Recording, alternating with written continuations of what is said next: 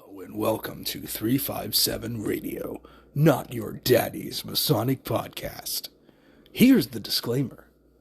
The thoughts and opinions on 357 Radio are those of the hosts and only of the hosts, and do not reflect any Grand Lodge official statement, stances, bylaws, or edicts.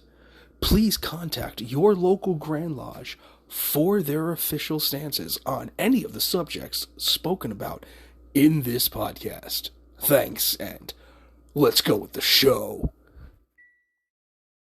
Okay, the warning is off. I'm assuming that Google is now capturing all of this beautiful facial expression that is going on, the third eye that I have going on between my eyebrows, and the retinal dispensation that the congressman from Ohio is so concerned about. These are my favorite words, and we're keeping every single one of them for our introduction. Good morning, evening, or what the fuck ever you may be. How is our host tonight? Slowly recovering. I'm good. Getting hydrated with some Canada Dry orange. Sponsored but not sponsored. Canada Dry orange. Can't just drink regular water. It has to be sparkling with a hint of citrus. That is extra AF. Pinky's out. When in doubt. That's his East Coast vibes just coming through. His seniority.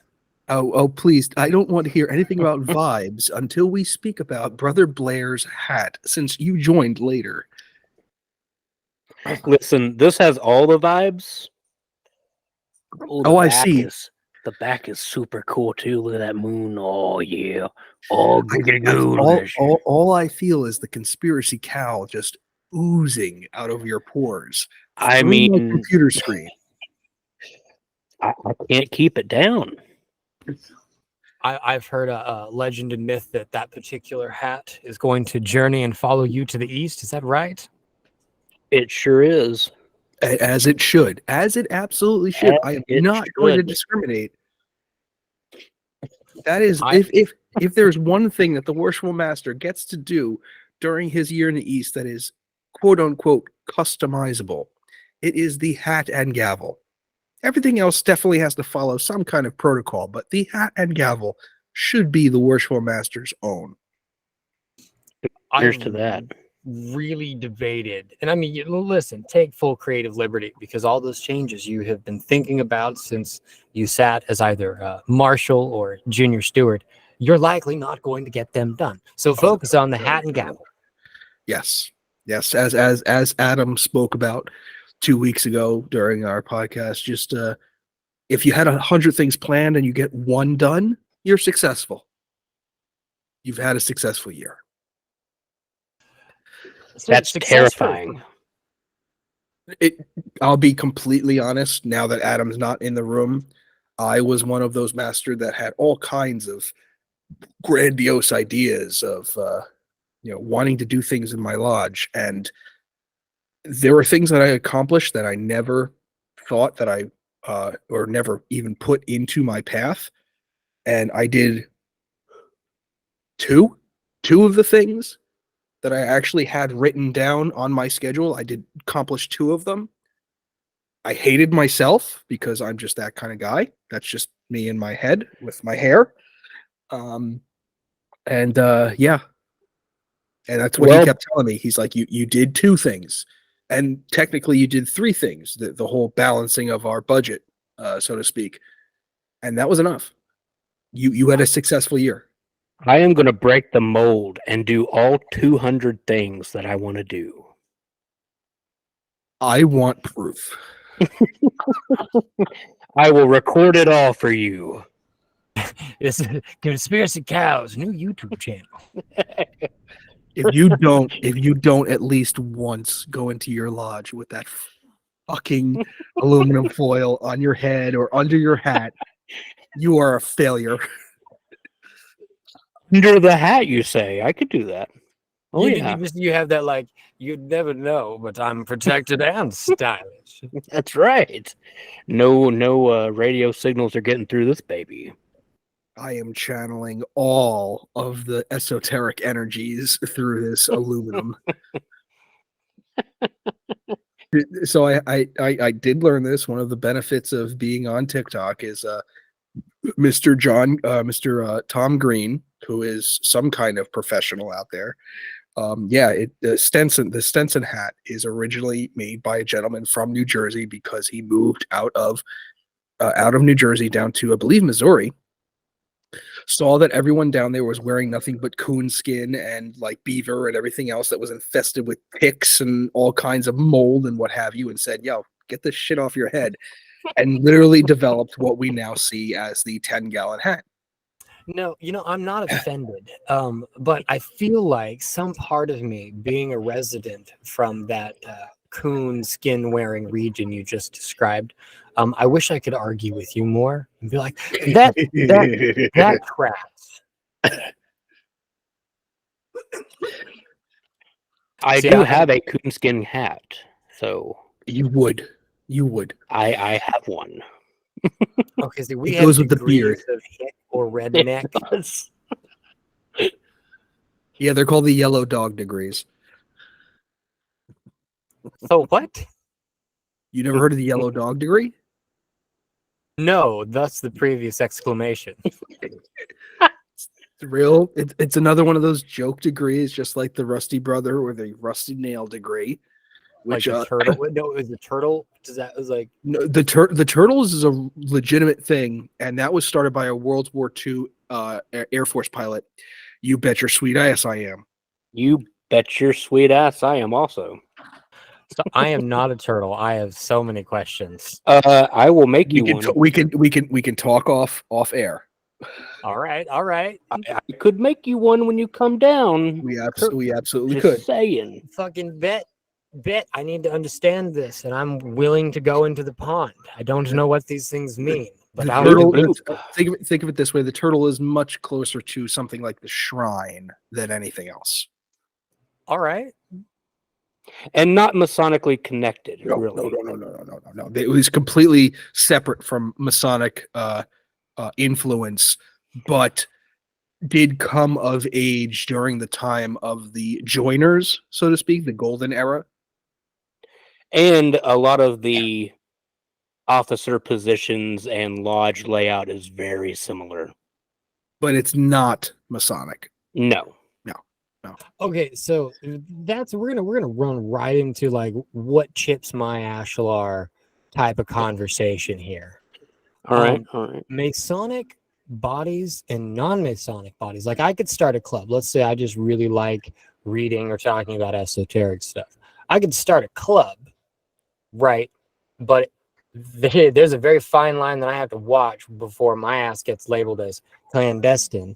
Or like it just like I don't understand that line at all. Now, granted, I'm going to confess my ignorance, and I am not the expert Mason. I am early in my career and still learning. So if you are like me, welcome. If you're not, either pipe up and educate or shut the fuck up.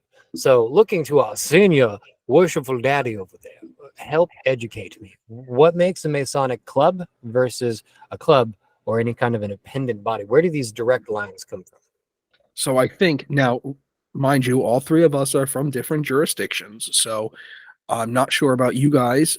We have something called the Lodge of Research here in New Jersey. But for the most part, when it comes to appendant bodies or Masonic clubs, they would have to fall under the jurisdiction of the Grand Lodge of wherever you are from and its bylaws. And the simplest of bylaws, like you have to expound Masonic tradition or Masonic values, things like that. So, like obviously, one of the more famous Masonic clubs would be the Widow's Sons, the bikers group. Here in New Jersey, we have a Widow's Sons. We have multiple Widow's Sons chapters, depending on where you are in the state. And they all fall under the jurisdiction of the Grand Lodge of New Jersey and are regular Masonic bodies. And all of the money collected, well, not all of it, but I'd say about good 70% of the money collected does go to some kind of charity. I'm not sure what they sponsor right now. However, there is a non-recognized Masonic riding group in the southern part of the state known as the Free Runners. Now, they're still Masons. All of them are Master Masons. All of them have bikes. They all wear squares and compasses on them, but they are not recognized by the Grand Lodge. Why this is, I still don't know, but I'm going to guess it's because they act like one percenters. So I think it falls under the entire ideal of you must expound your Masonic virtues when you are part of any type of body that wants to be connected to recognized Freemasonry. Okay, so I don't argue that at all. But what if I don't really care about my Masonic not recognition, right? So an example, that like research group. I wanted to create a research group, and the people that I have involved in it oftentimes are Masons due to association. But I don't, there's no square and compass, there's no blank, there's no whatever. But, let's say perhaps like any community member, I use the lodge for our gatherings. Grand Lodge gets word of this and they're like, whoa, whoa, whoa, whoa, whoa, whoa, whoa. I've seen this happen a lot. I've seen a lot of like, even to degrees like, oh no, I just wanted to create a Facebook page where I could talk about stuff, or a blog that I could. And then there gets into this veil of what's tiled, not tiled. What can you talk about? What can you not? And how do you verify? And it's a nightmare. So in a sense like that, funny enough, one of my other podcast hosts on that other podcast dealing with Masonic etiquette that I am a host of, is part of a group like that meets at a local lodge in my district. The majority of the members are Masons, but they're not Masonic in nature. They're literally discussing philosophy. It's a philosophy club. Like I'm talking, Plato's Republic kind of philosophy stuff. It's one of those things where, okay, you're using the lodge. Who are you? Oh, you're using the lodge, and it's a large number of you being Masons.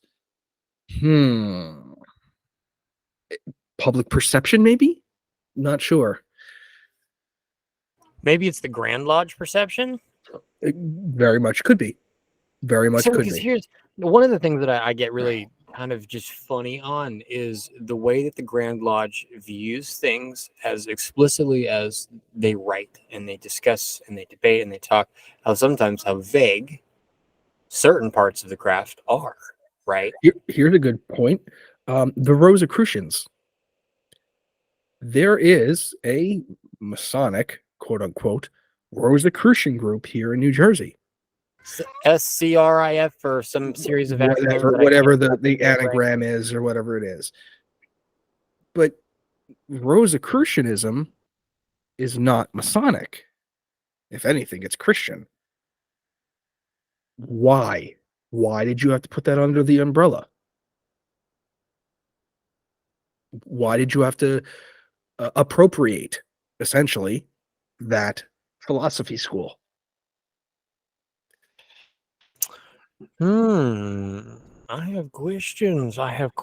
By which my beard is not long enough to answer. Our current Grand Master has been a part of this Rosicrucian group, and it's one of these groups where there's only a certain amount of members, like it's like 26 or something like that, just similar to AMD, where you can only have so many members, but it's still Masonic, but it's not, but it is, but it's not. What's going on? Blair, you've been quiet. I'm just taking it all in, man. I'm learning over here, all right? I can talk about the Southern Jurisdiction Scottish Rite, but that's about as far as the appendant bodies go, unless you count the Bloop Bloop Squad, which is not Masonic. No. So. Okay, so let me ask this question. Why did you go to the Scottish Rite? What were you looking for there? Esoteric. All esoteric, baby, all the way. That's why. Because I knew that Albert Pike was a very esoteric fellow who had heavy involvement in the Southern jurisdiction, and I had read up on it a little bit. And then I loved the theatrical aspect of it as well. Being a theater kid, I was like, sign me up for that. I just have to watch and learn. I can do that. I can definitely second that theater kid aspect of it. It is very performative, even if we are in two different jurisdictions. And I feel that you, Brother Moonstrong, have felt the same way when you went through your York Rite degrees. I have a bone to pick with the whole concept of the appendant bodies, and that only emanates that when I took my third degree, I felt remarkably like I was being deprived of something. Like as if it was explicitly said, "Hey, I haven't given you everything because fuck you." Now that's not at all what they say. And again, to clarify, refer to the disclaimer. But I was very confused. And then when I looked around for like, okay, well, what next? You know, every aspect of this, I had a someone to follow. I had a friend. I had a guide. But now I don't have jack shit. I have hundreds of years of writings and records, and all of them with differing opinions coming from different theologies, different views, and none of them seem to consistently agree without a lot of effort to break it down. Like, well, if you look at all of Morals and Dogma, Albert Pike did this. He took all these different views and tried to grind it out into a clear message.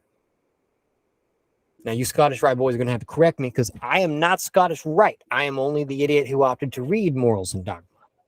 Because let's be honest, Morals and Dogma is a fucking headache if you are not in any way Old English educated. Although we have to give props to illustrious brother Arturo de Hoyos for giving us the annotated version. Furthermore, God bless them. So in the southern jurisdiction, you used to be given Morals and Dogma when you completed the reunions. But now they give you a book called A Bridge to Light. And this book, it has excerpts from Morals and Dogma in it, and are further explained and broken down by another brother who wrote that book. Was that Brent Morris or was that someone else? Oh, God. I think it was Hutchinson or Hutchins? Rex Hutchins? Yes. Who recently passed. Yeah, only like a month ago, too. Like, it was recent. Like, recent. Very, very recent. So, in comparison, up here in the Northern Masonic jurisdiction, as I just discussed on a current TikTok, the degrees in which you go through the Scottish Rite have been updated, rewritten, etc. The last time was about 2014. And anything that you read down in the Southern jurisdiction, or maybe from Morals and Dogma, is completely changed. Take, for instance, the 19th degree, which I believe in the Southern jurisdiction is the Knight of Kadash. Am I correct in that, Blair? Thank you. He's nodding his head. Up here in the Northern jurisdiction, that is called Brothers of the Trail. And the story and monologue play that is put on is a description of integrity and charity about a brother who is literally on the Oregon Trail. We mentioned in the SRIF, the the Rosicrucian, yes. Yeah. And because you'd mentioned it before, that I didn't realize it was Christian only. It's an order which limits its membership to Christian master masons. Founded in Scotland, exists in England, and blah, blah, blah. There's a bunch of different kind of sections to it. Only 72 members are allowed in per college. Yep. And back in I knew it was hyper limited, and that it's Christian mysticism. That's what it is. It's like Kabbalah for Christians. Kabbalah for Christians. You say that like it's from me, for like you read the Freemasonry for Dummies cover. Am I wrong? Am I wrong though? Okay, so why do you think this is important? Why do you think that we Christians need a? I'm not gonna say Christians. Let me back up. Why do you think people need something underneath the surface, right? Because you have the Kabbalah, where you have a deeper mystery. You have I know there's Christian Gnosticism, but every science or system seems to have a surface level, then a sub level, and a super level. Why do you think there's that obsession or that need to go deeper into it? Why can't it just be simple? So that could tie easily right into why the York and Scottish Rite exist within Masonry. And hell, even the rest of the appendant bodies that are shown in the AMD. I think it goes to human nature in the idea of we are always seeking the why. Not the who, what, when, where, but the why specifically. And our need to fill that niche. What do you think knowing the why does to you? I mean, it makes my wife happy, but no, wait. Ooh. Knowing the why, similar to how I've always given the really super simple explanation as to why the conspiracy trolls love the number after our name, is because it's psychologically satisfying. Like, if we're talking like base level answer, it's psychologically satisfying. I can tell you, I can fulfill all 5 of those questions: who, what, when, where, how, and why. That was hot to say it again. I didn't understand, and I still kind of go back and forth with why is it separate? Why isn't all of the information that you contain a part of the Blue Lodge? Because they're not clandestine. They're said they're pendant. You know, it's been acknowledged that these two bodies are like, yeah, no, it's a right and left side of what comes after. Why does it have to come after? Wasn't the Blue Lodge that foundational like place that all this started? So why did it have to leave that? I think it has to do with seek and you shall find. I think if you are perfectly satisfied with the 3 degrees, there's no reason for you to go on to anything else. Now, if you want more, join an appendant body. Read. Keep seeking. If you found it all with the first 3 degrees, there's no seeking left for you. Those are mean things you said to me. Mean things. I mean, again, when it comes specifically to the Scottish Rite, since we're focusing on that right now, I think it goes. I mean, again, Scottish Rite comes from France through the West Indies up into America. It wasn't put together until the 1800s. I think it was 1805 when Albert Pike got together with the Supreme Council and officially codified what we now know as the 4th through 32nd degree. I think it's this idea of just further knowledge of all right, you have your basis, you have your elementary school in your Blue Lodge, which will obviously suffice you for the rest of your Masonic life, quote unquote. However, if you wish to join what many of us call the College of Rites, the College of Freemasonry, there is the appendant body known as the Scottish Rite, which expounds upon the virtues and morals that you were taught in the first 3 degrees, and with the southern jurisdiction puts a little bit of an esoteric flair on it. You know, it takes me back to something a Mason I met from Frisco Lodge 24 out of Fairland, Oklahoma. And he asked the question, he says, what is the purpose of a lodge? And before I give you his response, I'm going to ask that to both of you. What is the purpose of a lodge? Damn it, man.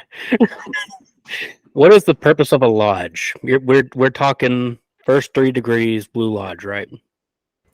Right. And let me do this. And I swear to God, if you say make good men better, That's not what I was going to say. Send you a bag of glittery dicks. Hey, I am not a basic bitch, okay? I might be flamboyant, but I am not a basic bitch. So I would say the lodge's purpose is to initiate you into the mysteries. It is to get your foot in the door. It is to teach you about what masonry is and get you up to that point of being a master mason to where you know how it goes. And if you want more, you can take some more steps to the right, you can take some more steps to the left, and get a little more knowledge in your basket. So, as usual, I have commentary, but I'm going to bite my thick tongue and look at Rizzi's for his answer. The purpose of Blue Lodge is to make Master Masons. That's a basic bitch answer. That's a basic bitch answer. I love. That's the purpose of Blue Lodge is to make Master Masons. That's it. Okay, so I to be honest, I love both answers because the answer that he gave is to perpetrate the lodge, effectively to make more Masons, to make more Masons so that the lodge can continue to exist. So basically just to persist itself. That's why the lodge exists, to persist itself. And I hated this because the more I thought about it, the more I found the need. And even you guys kind of backed it up. Like, well, because, inevitably, if I gave you everything in all three of the degrees, you'd be satisfied and that'd be it. There'd be nothing else to talk about. It'd be just that. Now, somebody's like, I'm not happy. So like, well, fuck, I guess I'll go create something. Give me a second. No, we got a Masonic sugar daddy who just like, oh, my kids won't leave me the fuck alone. I guess I've got to come up with some other shit for them to do. I think that's also the reason, not to muddy the waters and bring up the name Crowley. But I think this is why Masonry just wasn't good enough for him. Not, you don't even have to go to Crowley. You can go to Count Cagliostro and the rites of Memphis and Mizram. Exactly. These more 99 degrees? Yeah. And for the record, Crowley wasn't a recognized Mason. He was a backdoor Mason. That makes any sense. He was backdoor, clandestine. But even there, he didn't find what he was looking for. He's like, I'm going to take this, and this, because I like this from Masonry. I like that. And I'm going to make my own I'm going to make Freemasonry, but witchier. No, I mean, and I can confess, as a pagan, I definitely want, I can understand where that desire comes from. But in the same way that I don't want a Christian brother stepping into the space and enforcing their theological perspective or view any more than, in my opinion, than it already is, I wouldn't want to disrupt that by attempting to do the same. Like if it's now just a religious dick swinging competition because it's not clearly said, that's going to disrupt harmony really fast. So here's an interesting thought then. And it covers both the northern and southern Masonic jurisdictions of the Scottish Rite. I wonder if through the formation of the rites, it was nothing more than, because you're taught as a Mason that you're supposed to seek light, as they say, which is essentially just seeking knowledge, seeking truths, correct? And we take a heavy, heavy inspiration from Renaissance and philosophic and theosophic talks. So why wouldn't you want to create something that focuses on philosophy, theosophy, things like that, and then put a twist on it saying, hey, these are Masonic lectures, and you get these little special titles for going through them, such as the Scottish Rite. Because every degree does have a title. Every degree has a title. Hell, there's technically, I believe, was it 3 in the Southern? Three bodies within the Scottish Rite, technically. Consistory, Rose Croix, and something else. There's 4 in the Northern. So you do get fancy titles and whatever else, but you're still taught, like I said before, virtues, morals, ideas through a Masonic lens rather than through a strictly Christian, strictly pagan, strictly Judaism, etc. mindset.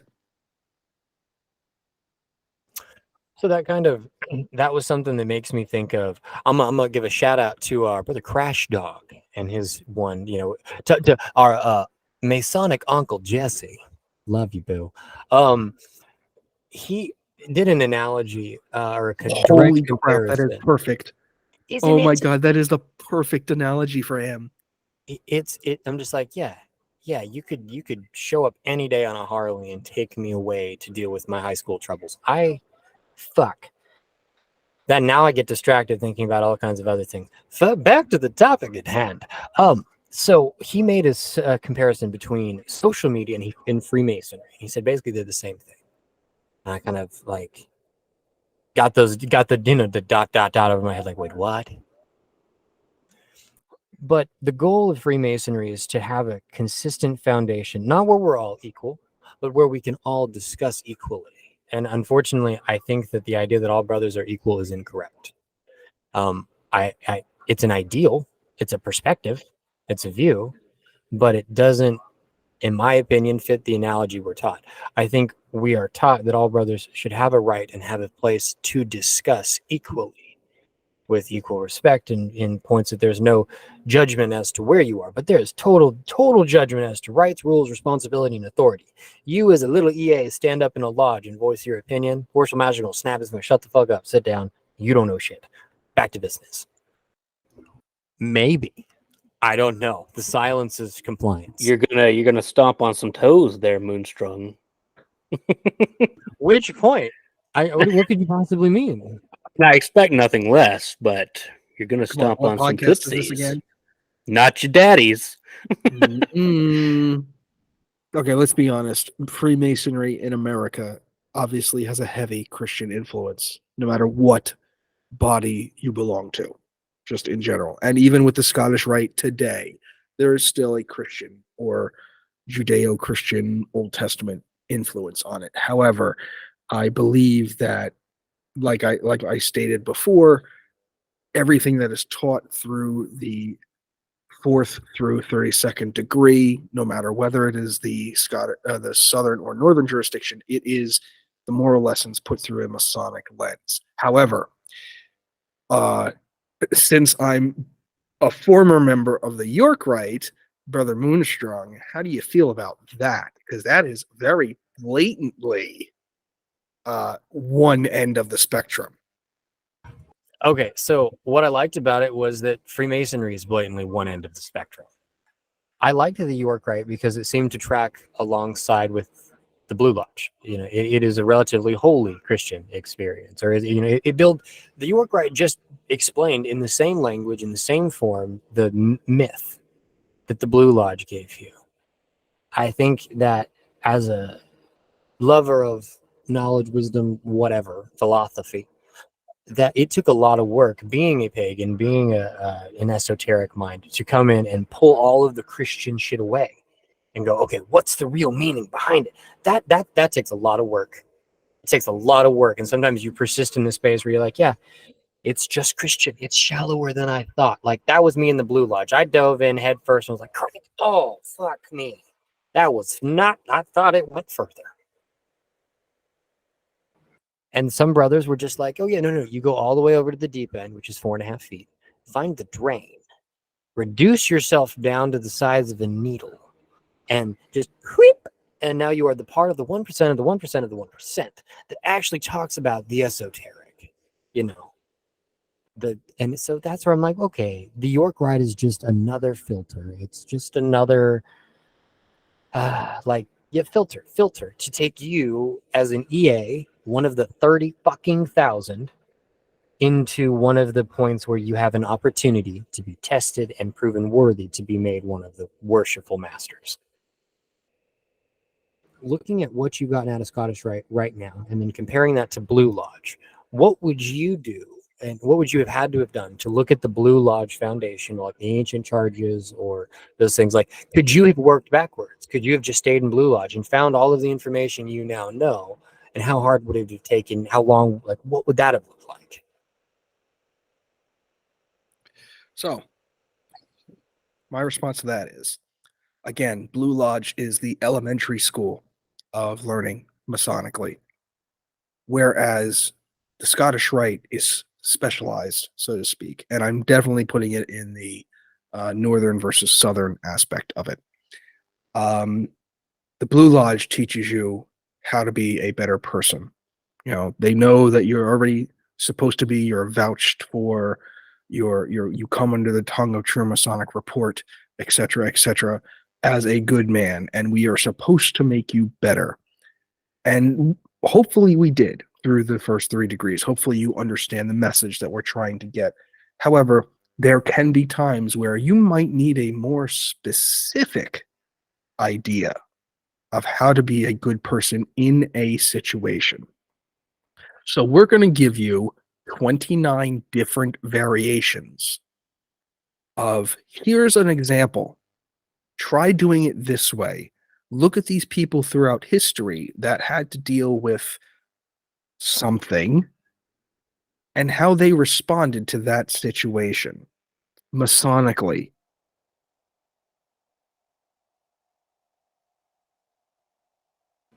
Okay. So I really like that. And I'm going to make an unfair comparison. It's going to make everybody super happy. Yay. So in both Buddhism and Christianity, you have a series of like, this is the surface belief. This is the belief that's considered available to the commoners. Not everybody can go be the yogi, go be the disciple, go wander and do the crazy shit. Sometimes you just have to have a fucking job, do that job, and figure out how to be happy doing it. Not everybody gets to be Jesus. Sorry, Fluffy. It's just something that you have to find your place in. So Hinduism gives it as an example in the caste system. And these different castes are entitled to different levels of information, different levels of, just you're in a different spot. Where the fuck were we going with this point? I have no idea. I'm sorry. My brain just shut off. There was just what were we talking How much about? did you have? I'm the one that's found trying to get I sober. found it. This was a smoke break. I hopped off and back on. Train didn't leave the station yet. Holla. No, it's the specialization, right? So it's like certain situations, certain sects of Buddhism give you unique situations, your unique practices to handle working in a modern day life, working in an ancient one, working in one where you don't get to leave. You have to contend with X, Y, or Z. So do you think in the instruction in the Blue Lodge that is something that should be reinforced further by those examples that you see given in the appendant bodies? Or should it just be kind of left as the shallow pool?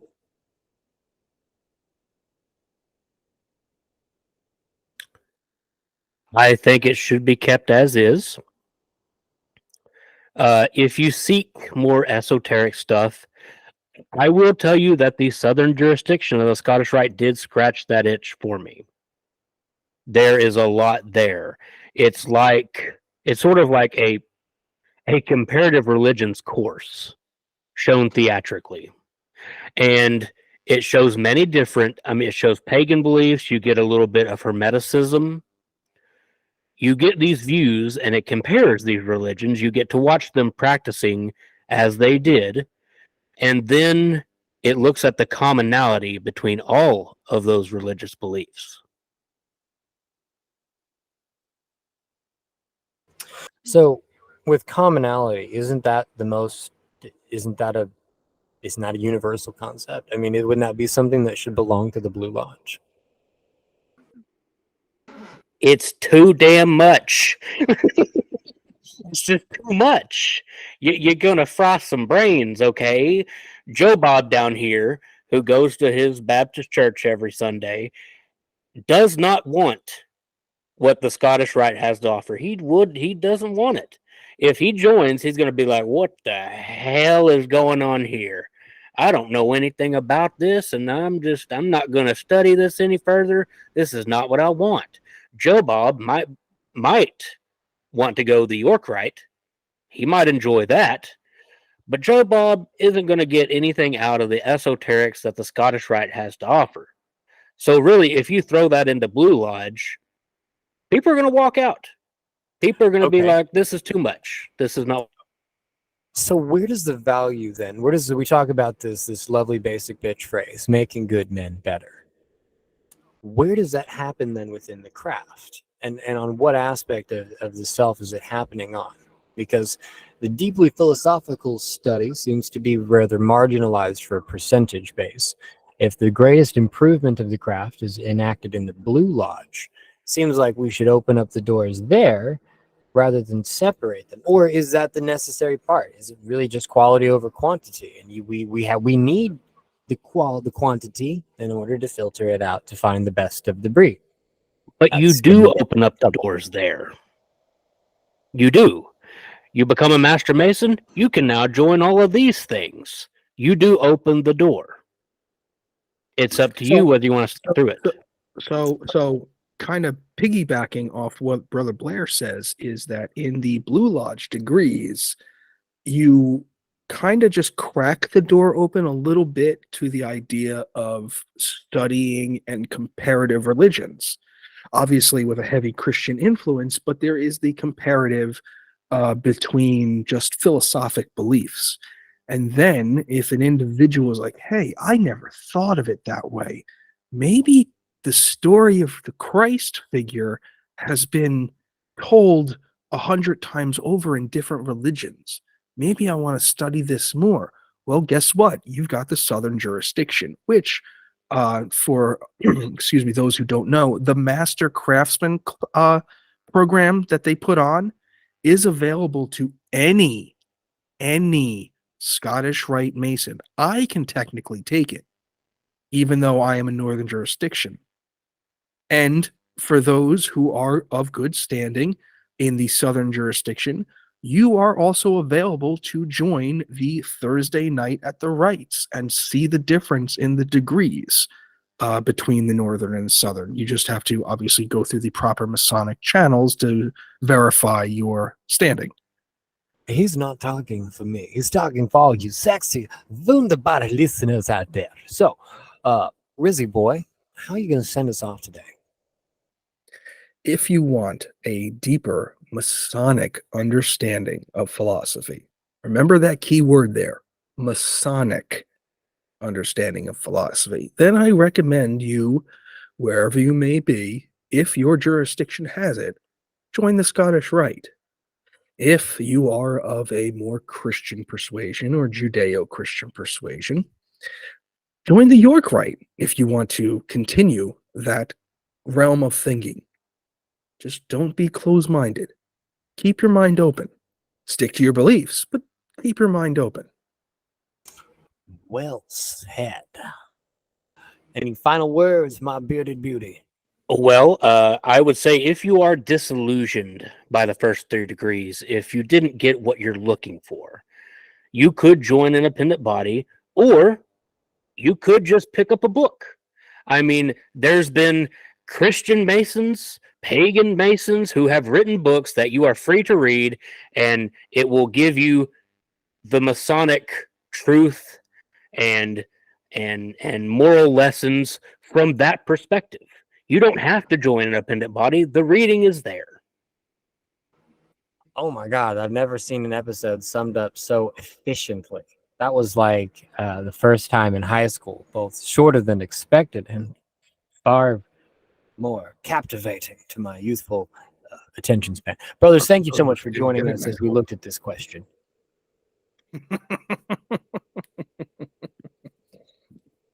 Have a wonderful night, and thank you for listening.